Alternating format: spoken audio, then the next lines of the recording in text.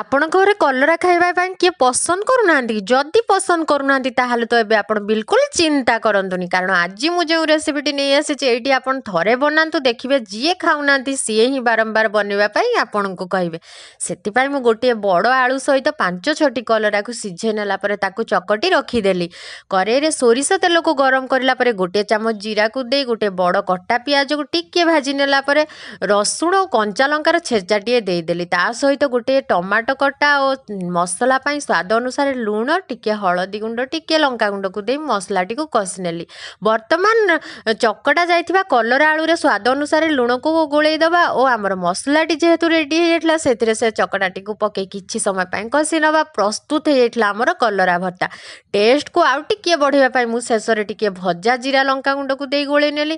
ବିଶ୍ୱାସ କରିବେନି, ରେସିପିଟି ବହୁତ ହି ଟେଷ୍ଟି ଲାଗେ। ଆପଣ ନିହାତି ଟ୍ରାଏ କରନ୍ତୁ ଓ ଯିବା ପୂର୍ବରୁ ମୋ ଚ୍ୟାନେଲଟିକୁ